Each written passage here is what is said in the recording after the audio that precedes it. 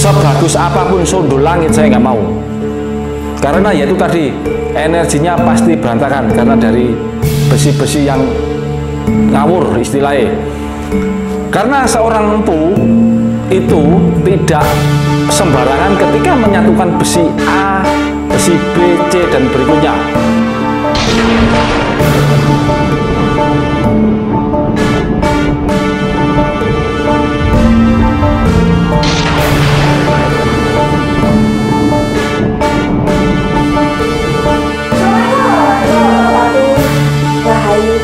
Salam sejahtera, berjumpa lagi di Arisa Channel. Disinilah gudangnya pusaka sepuh Yang berkualitas. Apa kabar para pecinta pusaka jin dimanapun kalian berada, baik itu yang di dalam negeri atau tidak ketinggalan yang di luar negeri ya Bu ya. Ya. Semoga selalu kabar baik yang kita terima pilih. Amin. Walaupun edisi kali ini ada yang lagi tidak baik-baik saja, semoga Allah Subhanahu Wa Taala memudahkan dalam setiap kesulitannya. Amin. Oke, seperti biasa Pi, kita berdua tentunya kembali lagi untuk mengulas pusaka Pi.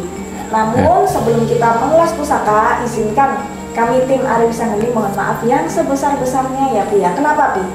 Karena ya ada sedikit masalah sedikit intern karena sibuk lah ini. Enaknya orang ngomong sibuk untuk upload jadi belum sempat. Jadi uploadan kita itu mohon dimaafkan kalau uploadan kita itu tertunda gitu ya Bu ya. Selamat menunaikan ibadah puasa bagi yang menjalankannya. Oke. Langsung aja ya. Iya. Langsung. Terpanjang lebar basa-basinya. Tadi yang mana ini?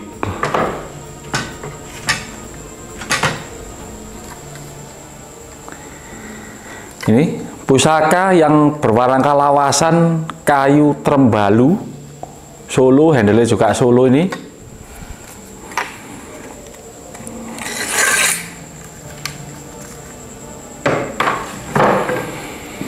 Keris kebulajer berpamor junjung derajat.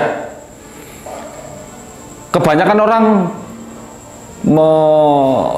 mengidentifikasikan bahwa keris kebo itu untuk petani, nggak selalu lah. Terus kalau pamornya junjung derajat seperti ini untuk petani bisa, tapi tidak hanya untuk petani ataupun peternak. Ini buat orang-orang yang membutuhkan energi junjung derajat atau energi untuk menunjang karir apa? Karir apa ya? Apapun karirnya, insya Allah dengan doyo atau daya yang berada di pusaka kebulajer junjung derajat ini, karir akan mudah naik atau menahan agar tidak mudah digoyang oleh dari faktor eksternalnya, baik dari internalnya. Inilah kebulajer Mataram pamor junjung derajat. Monggo sampean cek energi ini. Langsung wayahmu. Oke, saya setuju sekali Pi. Kenapa? Gimana ya Pi ya? Kalau misalkan keris itu hanya bekerja kalau kebulajer berarti di pertanian, tidak seperti itu. Nah, terus bagi pemiliknya yang tidak punya sawah gimana Pi? Lah ya Pi. Masa pusaka ini tidak berfungsi? Nggak seperti itu. Sekali lagi namanya pusaka itu kan energi pintar. Jadi siapapun pemiliknya itu pasti bekerja. Pasti dianya pusaka ini bisa menyesuaikan dimanapun, kondisi apapun, tuanya itu si pemiliknya itu loh, maksudnya pemiliknya itu mau usaha apa itu akan selalu menunjang. Cuman memang ada sebagian pusaka itu yang spesialis ini, bukan berarti tidak bekerja, cuman mungkin kurang maksimal gitu ya Pi. Kalau memang itu pusaka yang spesialis bidang A, B, atau C seperti itu. Oke, ini tadi kebulajer junjung derajat gitu ya.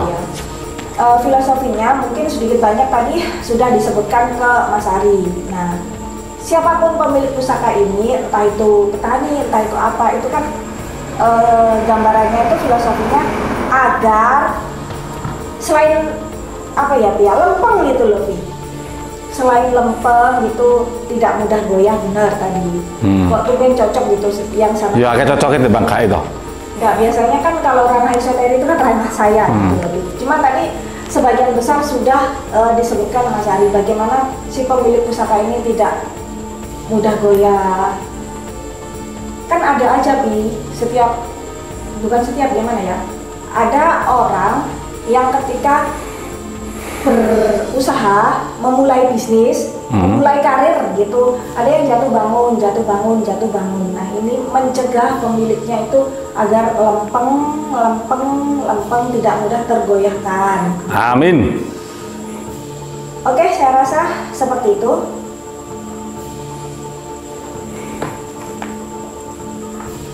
Berikutnya pertanyaan nih. Baik.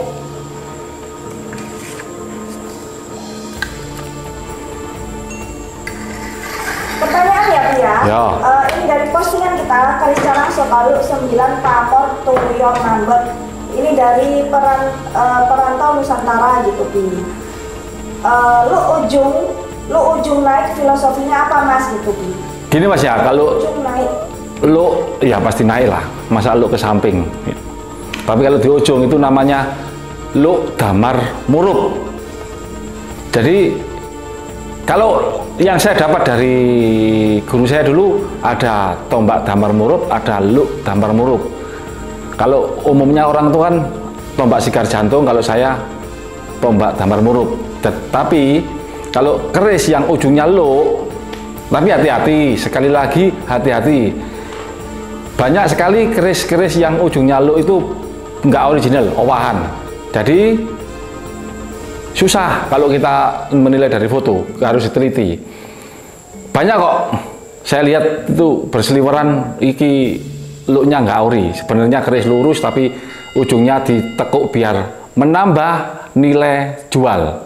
Jadi keris yang ujungnya lu itu kan nilai jualnya beda dengan keris yang biasa gitu. Sekali lagi hati-hati, keris yang ujungnya lu itu namanya keris lu damar murup, sorry. Jadi filosofinya ya menerangi pemiliknya. Berikutnya pertanyaan yang mana? Oke, ini salah satu, sebentar saya tambahin ya. Nah, ini salah satu contoh juga ketika damar murup itu menerangi si pemiliknya. Nah sebenarnya itu masih apa ya, globalnya seperti itu, tapi secara rinci siapapun pemiliknya itu nggak akan kekurangan ide-ide gitu. Benar sekali. Oke, apa ini? Selanjutnya pertanyaan lagi. Oh ya. Oke. Next pertanyaan ini dari postingan kita Keris Dolok Mataram Senopaten dari Baskoro Aji. Ini salah satu subscriber setia kita Pi. Assalamualaikum Mas Ari dan Mbak Yaya. Waalaikumsalam warahmatullahi wabarakatuh. Mas, bisakah dijelaskan terkait keris remposan sama review keris panji pengantin, Mas, kalau ada? Terima kasih. Wassalamualaikum warahmatullahi wabarakatuh. Rahayu Sagung Dumadi. Untuk keris panji pengantin ya belum ya, kapan-kapan aja. Tapi kalau untuk keris remposan itu namanya keris. Sekali lagi itu namanya keris ataupun besi yang berwujud keris. Kalau saya pribadi, keris yang berasal dari keris-keris rusak itu namanya kan keris-keris remposan. Kalau saya pribadi, saya dikasih aja, mungkin tak tolak. Kenapa? Di situ akan mengandung energi-energi yang tidak beraturan, bahkan bisa enakan orang ngomong itu gandoli si pemiliknya, bahkan pokoknya energinya nggak teratur, berantakan. Karena dari beberapa besi yang ngawur istilahnya, dari keris A, keris B, C dicampur jadi satu, terus dijadikan keris. Kalau saya pribadi, saya nggak mau. Sebagus apapun sondul langit, saya nggak mau. Karena yaitu tadi, energinya pasti berantakan karena dari besi-besi yang ngawur istilahnya. Karena seorang empu itu tidak sembarangan ketika menyatukan besi A, besi B, C dan berikutnya. Karena menurut yang saya pelajari dan sharing-sharing bersama para senior, keris itu minimal terdiri dari 5 unsur besi. Jadi makanya ketika kita menemui dua keris dengan besi yang sama, saya berani ngomong, saya nggak usah ngelihat, pokok besinya sama, 100% sama, saya nyatakan itu keris nggak jelas, keris yang bukan keris pusaka. Karena dari contohnya gini, unsur 5 besi ini 20%-an, ketika dipersatukan dengan unsur yang 5 besi yang sama, yang satunya 10%, yang satunya 30%, yang satunya cuma 5%, sama-sama dari besi yang sama, hasilnya pasti berbeda. Nggak mungkin sama dengan yang tadi. Mungkin enak ngomong. Jadi intinya kan hasilnya keris A yang tadi dengan keris yang kedua pasti nggak sama. Jadi kalau ada keris yang besinya sama persis 100%, saya nyatakan salah satunya pasti keris gak jelas. Di sini paham nggak sih yang Semen maksudkan beda kombinasi beda hasilnya? Nah, iya benar, biarpun dari besi yang sama. Cukup. Oke, pertanyaan lagi atau cukup pertanyaan? Cukup. Lagi atau sudah? Sudah untuk minggu depan. Ada lagi yang mau ditambahin? Cukup.